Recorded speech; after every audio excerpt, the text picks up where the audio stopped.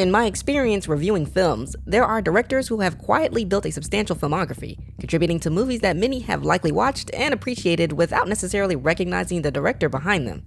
Antoine Fuqua is one such director. With films like Training Day, Olympus Has Fallen, and Southpaw in his portfolio, it's understandable why The Equalizer and its sequels have garnered attention and success. The film, based on the 1980s TV series The Equalizer, follows Robert McCall, portrayed by Denzel Washington, a man with a mysterious past who strives to leave it behind and start anew.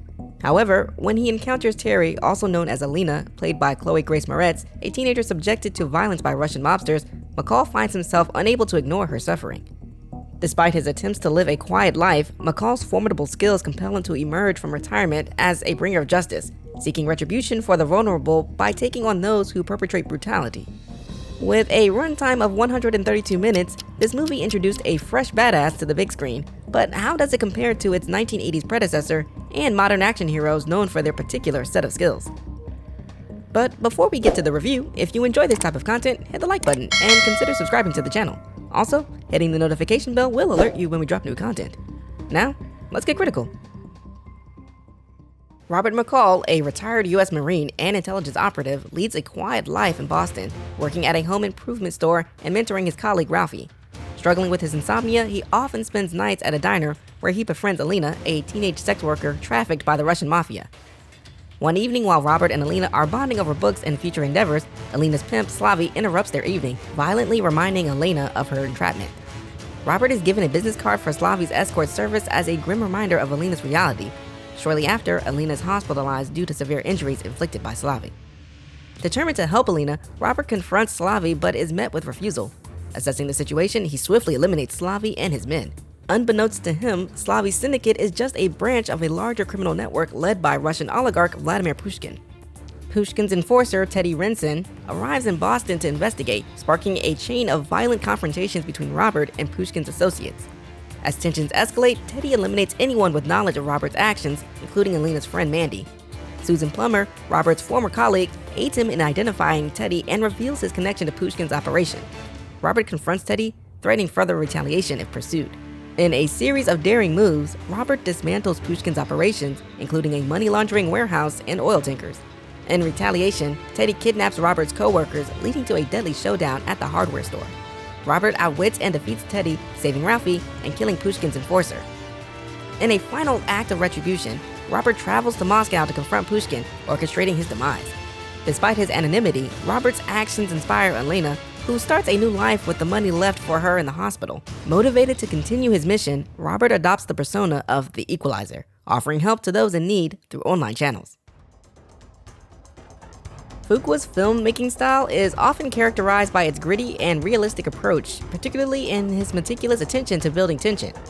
He structures McCall's scenes around the character's ability to swiftly assess his surroundings and respond accordingly. In contrast to how most people react with panic and a sense of time speeding up during violent situations, Fuqua conveys McCall's demeanor by zooming in on his eyes, showing the audience what he sees and considers.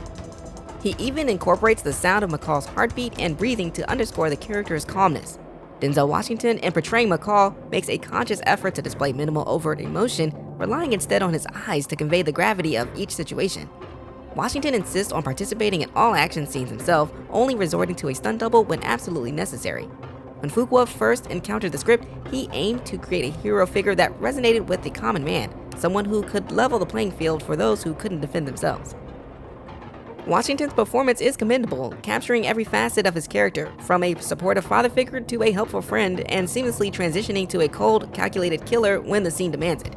In comparison, Edward Woodard's portrayal of Robert McCall in the 1980s version followed a similar premise, portraying McCall as the person to call when facing overwhelming odds, dispensing justice to criminals. However, Woodard's McCall relied less on physical prowess and more on intelligence, wit, and courage to outsmart opponents. This is not to say that Washington's McCall lacked these traits, but rather that the emphasis was more on his ability to inflict damage efficiently. Both actors managed to convey a sense of calm and calculated resolve when faced with challenging situations. Fuqua took care to develop Washington's McCall as a character seeking redemption for his past, finding solace in books and attempting to lead a normal life. However, he finds himself unable to ignore situations where he can intervene and help those in need. Despite his efforts to retreat and live a peaceful life, violence seems to find its way to McCall. Despite this, McCall remains optimistic, always looking for the good in people and offering them a chance before resorting to lethal measures. The film is executed with precision, delivering its narrative concisely without overstaying its welcome. Reminiscent of films like Taken and, to a lesser extent, Nobody, it revolves around a retired special ops agent thrust back into action when trouble arises. Such movies hold a special place in cinema, tapping into the desire for everyday individuals with extraordinary skills. They embody the belief that there are unseen heroes among us, quietly safeguarding the innocent. For those yet to experience or watch this movie, The Equalizer serves as an excellent introduction to a promising franchise. The film's storyline feels somewhat lacking, as it doesn't delve deeply into McCall's background or explain the origins of his character and motivations. Like, what were the horrible things he did in his past? The action sequences are expertly crafted, however, viewers should anticipate more dialogue than expected, as the action segments are relatively brief. Overall, I would give The Equalizer a critical rating of B.